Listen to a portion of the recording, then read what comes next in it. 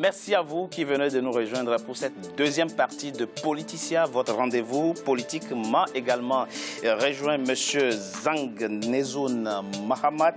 Vous êtes le représentant à cette table de M. Saleh Kebzabo, le chef de file de l'opposition tchadienne. Donc vous êtes membre de l'UNDM. Merci M. Mahamat Nezoun d'avoir accepté notre invitation. Merci pour votre invitation et puis bonne année à tous les téléspectateurs. Merci. Et monsieur le ministre Hachek Ibn Ouba, ancien ministre des Affaires étrangères, restez avec moi pour cette deuxième partie. Merci à vous, monsieur le ministre. Monsieur Bamaré également avec moi pour cette deuxième partie. Quelle solution propose le président Idriss Déby pour sortir son pays de la crise? Élément de réponse dans ce sujet de la rédaction signée Gladys Moamba. 16 mesures pour répondre à l'instabilité économique que traverse le Tchad. Effort exceptionnel de réduction des diverses charges aux grandes institutions, réduction de la taille des organigrammes des ministères ou encore réduction de 80% des indemnités pour les agents de la fonction publique. Telles sont entre autres les mesures à l'origine de plusieurs contestations sociales depuis août 2016. Des solutions drastiques mais nécessaires selon le pouvoir. Il n'y aura jamais, plus jamais l'embellie que nous avions connue. Il n'y aura plus jamais la hausse de salaire qui a fait trop de mal à notre pays. Nous devons être des gens raisonnables, modestes et savoir qu'au-delà de notre personnalité, le peuple attend de nous que sa vie soit améliorée et aspire à un bonheur. Ce peuple est en droit de nous demander des comptes. Mais malgré les contestations des syndicats et de l'opposition, le président tchadien Idriss Déby Itno justifie l'application de ces mesures drastiques par les efforts auxquels doivent consentir tous les peuples membres de la communauté économique et monétaire de l'Afrique centrale afin de redresser l'économie sous-régionale touchée par une crise économique sans précédent. Nous allons donc réduire le train de vie par une réduction de salaire. Contrôle des prix sur le marché de manière à ce que le gouvernement ne soit pas comme avant. Je pense que le gouvernement doit s'y mettre et de l'autre côté, rapatrier à la BEAC toutes les entreprises qui travaillent en Afrique centrale. Les ressources qu'elles ont générées et qu'elles envoient dans leur pays, nous devrions interdire cela. Nous ne permettrons plus jamais, à partir de maintenant, que les entreprises étrangères qui travaillent chez nous en Afrique centrale rapatrient 100% des gains de la sous-région. Redonner une place centrale à la Banque des États de l'Afrique centrale s'avère donc nécessaire pour la relance économique des États de la sous-région et notamment du Tchad. En plus des ajustements structurels proposés par le FMI, le Fonds monétaire international, l'instauration de ces 16 réformes propres au Tchad vise à soutenir l'économie du pays. Ces réformes se basent sur les 4 piliers du programme du chef de l'État, Idriss Déby Itno, le capital humain, la qualité de vie, l'économie et les institutions. Mais une question demeure, ces mesures vont-elles permettre au Tchad de retrouver son dynamisme économique des années glorieuses dites de pétrole?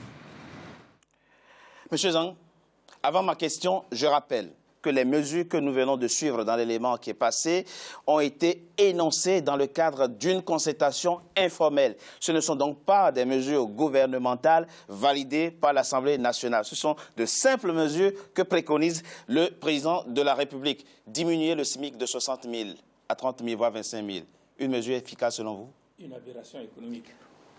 Je voudrais d'abord citer 2 chiffres. Le Tchad est classé selon l'indice Doing Business. Il est 184e sur 188. Et selon l'indice du développement humain du Programme des Nations Unies pour le développement, il est 186e sur 190.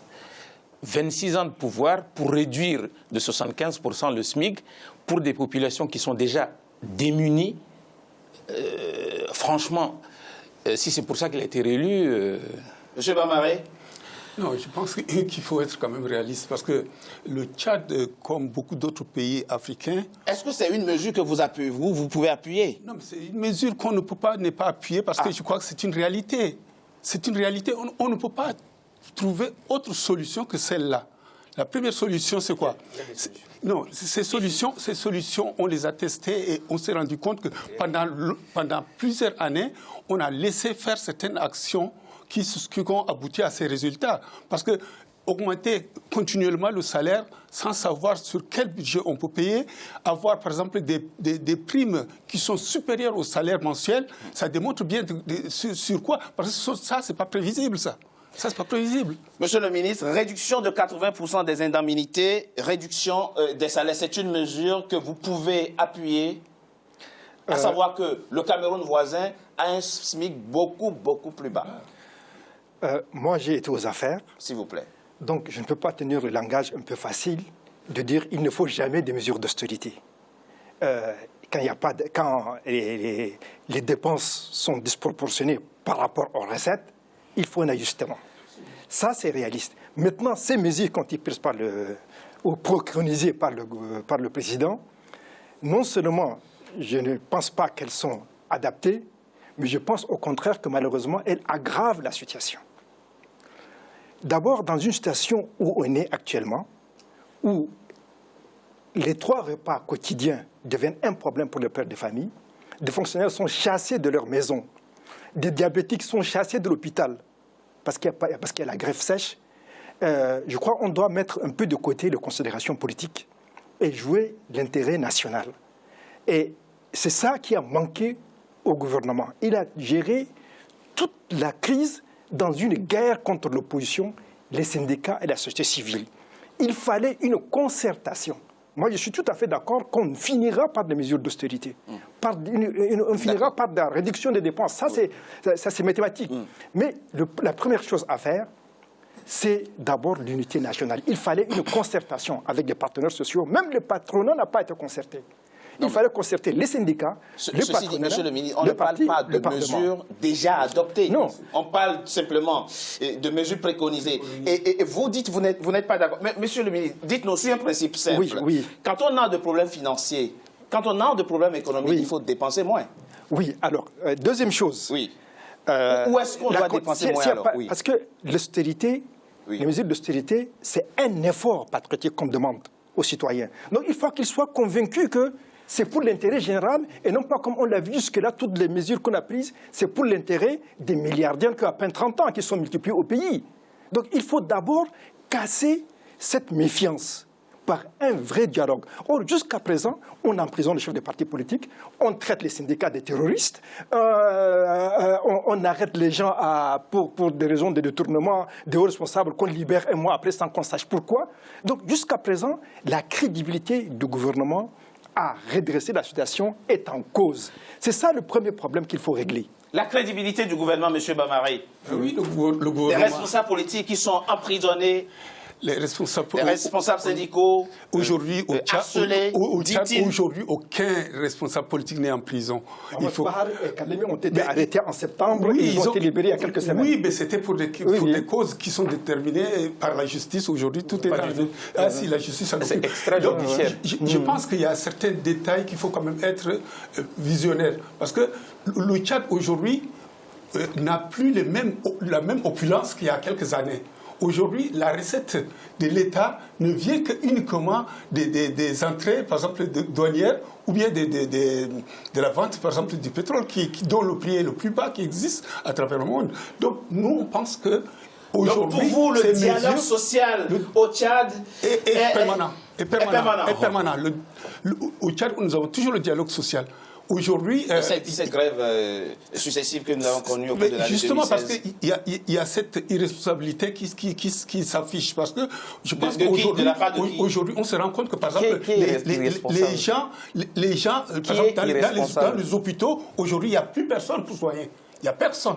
Aujourd'hui, il y a des gens qui meurent aux portes des hôpitaux. Aujourd'hui, les élèves ne vont pas à l'école. Les enseignants, pendant un moment, ont compris la situation parce que on a eu quand même, il faut être honnête, pendant longtemps, il y avait eu des dialogues et des résultats, par exemple, les augmentations de salaire que la société civile a eu au Tchad, il y en a très peu de pays en Afrique qui ont eu ça. Ce n'est pas faux, M. Zang. Non, ça, ce sont des sornettes.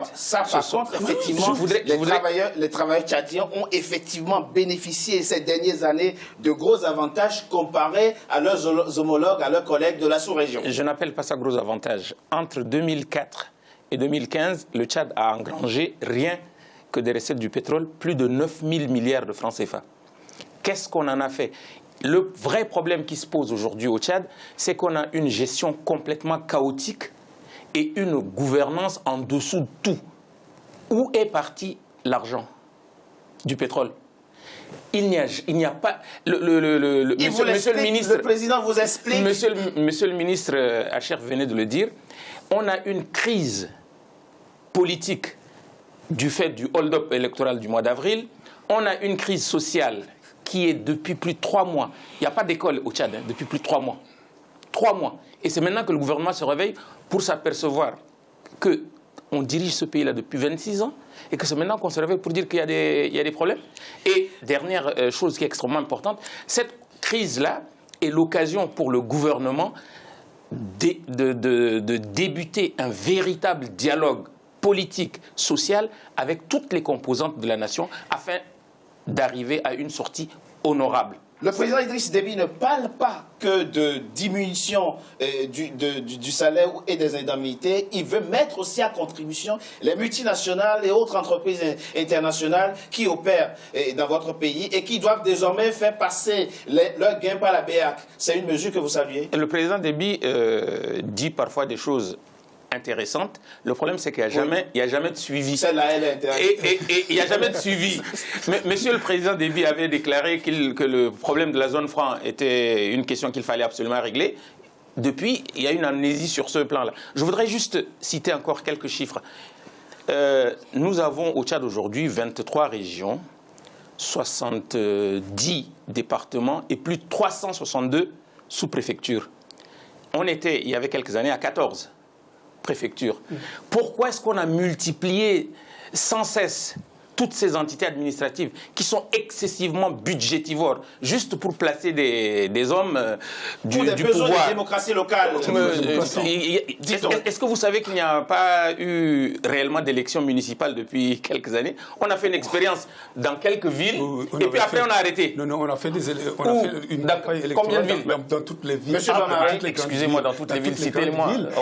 Dans toutes les villes tchadiennes où il y avait la mairie, il y avait eu des élections. Aucune mairie, on a mis... Il y a eu une élection municipale. Quand? En quelle année? Il y avait eu jusqu'à présent, jusqu'aujourd'hui, le maire de N'Djamena est désigné. Le maire de N'Djamena, ça avait eu des élections à N'Djamena. Toute cette réforme administrative n'aura finalement servi à rien, M. Bamari. Pour la démocratie, on était obligé d'arriver à cette extrémité et on se rend compte que tant qu'on n'en est pas expérimenté, on ne pourrait pas savoir quels sont les dégâts. On est d'accord, tout ça, ça coûte cher.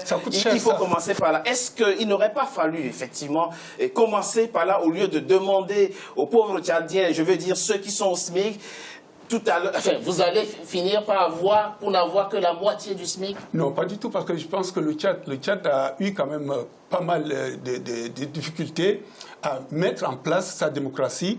Et ces possibilités qui ont été laissées faire, ça permettait à ce qu'on puisse savoir jusqu'à où on pouvait aboutir. Monsieur le ministre, le Tchad a-t-il été trop débonnaire dans le financement de la lutte contre Boko Haram? N'oublions pas que depuis 2012, votre pays participe à des opérations de maintien de la paix sur l'ensemble du continent, à commencer par le Mali, qui déjà au début coûtait 60 milliards à votre pays. Ah oui. Le Tchad a-t-il été, selon vous, un peu trop dépensier sur cette question? C'est plutôt, encore une fois de plus, même sur le plan militaire, de la malgouvernance. Par exemple, si on prend le cas de Boko Haram, d'après moi les chiffres que j'ai vus, jusqu'à présent, le Tchad a dépensé 85 milliards, dont une partie ont été compensée par les pays comme le Cameroun ou dans le cadre de la solidarité. Ça ne fait pas beaucoup. Par contre, au Mali, où nos troupes sont sous le drapeau des Nations Unies, le Tchad ne touche pratiquement rien. Il y a eu même une mutinerie des soldats tchadiens qui ont pillé des boutiques à Tombouctou pour pouvoir survivre. Alors, il y a eu des phénomènes. Un premier phénomène, c'est des détournements classiques par les généraux de ce qu'on appelle le PGA, la paix générale d'alimentation. Vous reconnaissez que le trésor public tchadien a régulièrement, effectivement, fait face à ces charges. Première chose, l'argent venant du Tchad a été détourné. Voilà, d'accord. Deuxième chose plus grave, c'est l'impréparation, une fois de plus. Les Tchad devaient être financés, les troupes devaient être financées par les Nations Unies. Or, les Nations Unies, ils ont un système un peu bizarre. Ils financent non pas en fonction de l'effort de guerre, mais en fonction du matériel. Oui. Donc, si vous êtes, excusez-moi de citer des pays, du Sénégal et du Bénin, vous avez votre matériel intact à Bamako, on vient calculer, on vous donne au prorata. Si vous êtes Tchadien, vous avez cassé toutes vos Toyota en courant derrière les terroristes, on estime que vous n'avez pas de matériel en fonctionnement et donc on ne vous paye pas. Donc, il y a un problème, une fois de plus, de manque de préparation, parce qu'il y a un problème de style du gouvernement. Le président Déby pense qu'un gouvernement fort doit consister par des mesures énergiques qui surprennent tout le monde, y compris les organes, les institutions de l'État. C'est une preuve, et d'ailleurs c'est salué même par certains de vos confrères au niveau de la presse internationale et même des diplomates en disant c'est quelqu'un d'énergique, etc. Donc les résultats, on prend des mesures des fois même qui sont fondées, comme la lutte contre Boko Haram ou l'intervention au Mali, mais qui sont basées uniquement sur le volontarisme, sans faire appel aux techniciens, aux institutions pour prévoir, entre autres, les filets financiers. Et je peux citer les exemples. Concernant le poids maintenant très rapidement, s'il vous plaît, monsieur le ministre. Si je prends par exemple la suppression des bourses d'étudiants, moi je ne sais pas quel est le nombre d'étudiants bénéficiaires, mais si je table sur 20 000, ça fait à peu près 13 milliards par an d'économie. C'est approximatif, hein, parce que il donne un contre-exemple. Vous proposez qu'on supprime la bourse? Non, le gouvernement, dans les 16 mesures, il est décidé de supprimer les bourses de 550 €. Oui, pas tous les étudiants. D'étudiants à l'intérieur. Oui, ça fait à peu près, bon, je dis un ordre de grandeur, hein, 13 milliards par an. Je vous donne un autre exemple en comparaison. Pour accueillir le sommet de l'Union africaine, au moment où on commençait à avoir des difficultés, on a décidé de construire une cinquantaine de villas à 1,3 milliard chacune. Monsieur Bamaré, il y a effectivement et qui n'ont pas été utilisées. Une question de priorisation, une question d'hiérarchisation. Et ces villas, d'après les Américains, la valeur réelle, c'est 600 millions. Il y a effectivement une question d'hiérarchisation des priorités. On ne peut pas dépenser autant pour construire des bâtiments administratifs qui ne servent qu'à recevoir un sommet, et en proposant de supprimer la bourse des étudiants, M. Bamaré. Très rapidement, et on va marquer une courte pause très rapidement, s'il vous plaît. La suppression de la bourse des étudiants, c'est toujours en étude. Je crois que le ministre de l'enseignement supérieur a rencontré le syndicat des étudiants. Le problème est en cours d'être résolu. Le problème est en cours d'être résolu. Mais que pensent les Tchadiens de ces mesures préconisées par le président Idriss Déby? Notre correspondant est allé à leur rencontre. On les écoute après une courte pause.